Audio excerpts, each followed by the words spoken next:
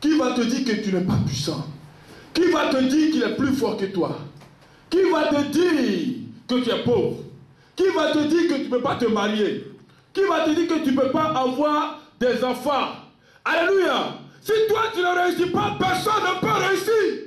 Amen. Amen. C'est pourquoi je suis d'accord. Quand Juda et Jérusalem étaient en train de se lamenter dans Ésaïe chapitre 2, l'onction est tombée sur Ésaïe et il a prophétisé. Il dit, Juda, Jérusalem, arrêtez de pleurer, arrêtez de vous lamenter, arrêtez de vous marginaliser. Dans la suite des temps, la montagne de la maison de Jérusalem sera fondée au sommet des autres montagnes. C'est vrai que des gens ont réussi avant toi. Mais toi, ta gloire les dépassera. C'est vrai qu'il y a eu des montagnes dans ta famille. Mais toi, ta montagne sera au-dessus de ces montagnes. C'est vrai qu'il y a eu des mariages. Mais quand tu vas te marier, il y a des gens qui auront l'envie de se remarier. C'est vrai qu'ils ont eu du succès. Mais quand ton succès commencera, ça va libérer le succès. La bénédiction dans d'autres vies. Est-ce que tu me comprends ce soir? L'onction de Dieu descendra sur toi. Amen. Et tu verras que ta vie va changer. Amen. Amen. Le Seigneur Jésus, il est puissant. Il est très puissant. Je sais ce que je dis parce que j'ai expérimenté sa puissance. Amen. Amen. Celui qui a vu le lion dans la forêt et puis celui qui n'a pas vu, celui qui raconte, ils n'ont pas le même témoignage. Celui qui raconte, il n'a pas peur. Parce qu'il n'a rien vu. Mais celui qui a vu, il peut mieux te raconter comment on voit un lion et comment Dieu te sauve de sa gueule. Alléluia! Dieu ordonne que tu sois puissant. Amen. Il ordonne que tu sois puissant. Il ordonne que tu découvres ta destinée. Et ce jour-là, quand l'onction du Saint-Esprit est descendue sur eux, leur vie a changé. Amen. Pierre qui a renié Jésus 3 fois, ce jour-là, il a prêché devant les pharisiens. Il a prêché devant les sadducéens. Il regardait la mort et puis il s'en foutait. Alléluia. Quand tu es rempli de l'onction du Saint-Esprit, rien ne te branle.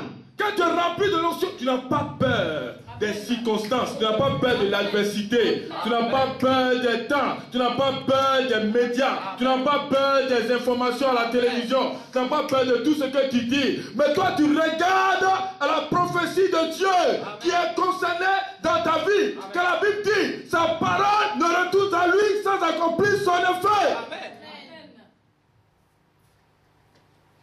Ce n'est pas ce que les gens disent qui m'intéresse.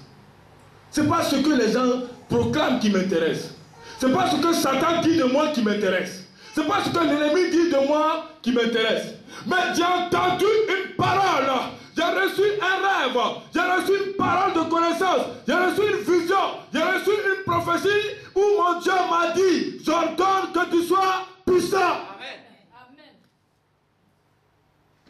Alléluia. J'ordonne que tu sois puissant. Lève la tête et puis sois puissant, sois forte. Lève la tête et puis parle un peu. Lève la tête et puis affronte Goliath. Tu comprends? Amen. Affronte Goliath. L'ennemi essaie de distraire les enfants de Dieu parce que ta bénédiction est là. Il essaie de te distraire. Mais entre dans la prière, entre à Jérusalem, entre dans la sanctification, dans la consécration. Ton Dieu te révélera ses projets. Car j'ai des projets de paix, de bonheur pour vous, afin de vous élever, afin de vous donner un avenir et de l'espérance. Le reste, ce sont des mensonges de l'ennemi, car il est vaincu depuis le commencement. Il est le prince des mensonges. C'est un menteur, c'est son travail. Mais ces mensonges n'auront pas de pouvoir sur ta vie. Amen. Alléluia. C'est l'heure qui a sonné où Dieu veut se manifester dans ta vie. Amen. Ta vie n'est pas limitée à cette petite surface. Tu comprends? Tu comprends? Amen. Il y a des personnes que Dieu a spécialement préparées. Il y a des rois que Dieu a préparés.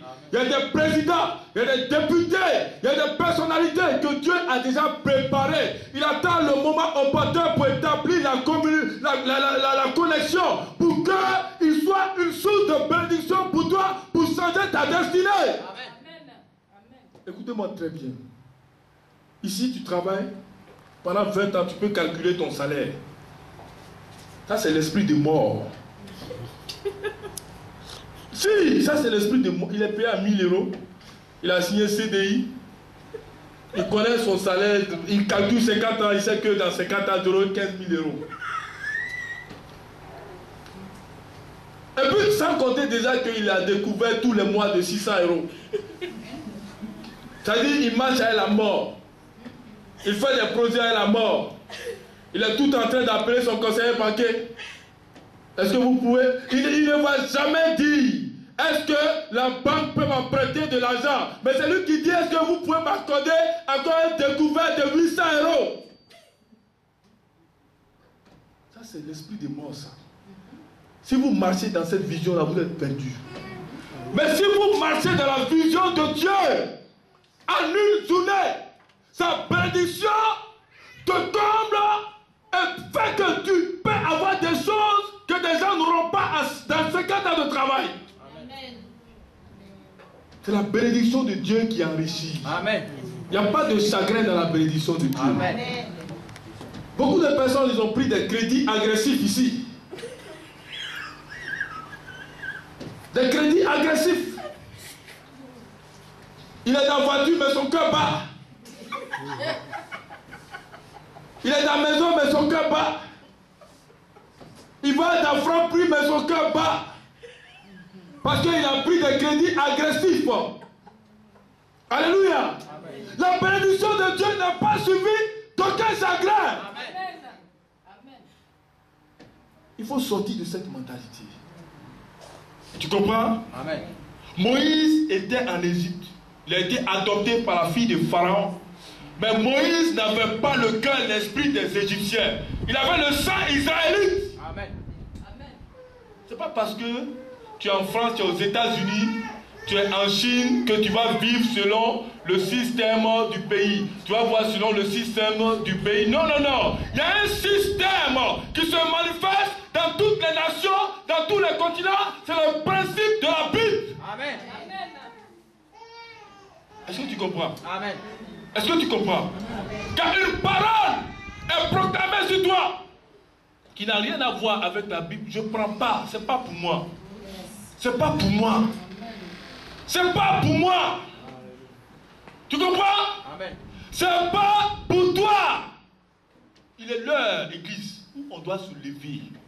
Écoutez, l'église, la vie spirituelle, s'il vous plaît, ce n'est pas parler en langue du matin jusqu'au soir. Hein. C'est pas ça. Hein. Alléluia. Amen. Alléluia. Amen. Seigneur, agis. Seigneur, tu es puissant. Seigneur, même si je n'ai rien à manger, même si je n'ai pas de millions dans ma poche, au ciel, je vais te louer. Qu'est-ce qui prouve qu'au ciel, tu vas le louer? Si sur la terre, où il t'a donné tout en possession, tu n'es pas capable de dominer. Demande que Jésus est avec toi sur la terre pour qu'on croie d'abord en ce qui est dans le ciel. Amen. Parce que il y a beaucoup de personnes qui ne voient pas le ciel. Eux, ils voient ce qui se passe dans ta vie. Alléluia. Amen. 1 an, 2 ans, 3 ans, 4 ans, 5 ans, 10 ans, 20 ans. Mon Dieu agira. Il agira quand?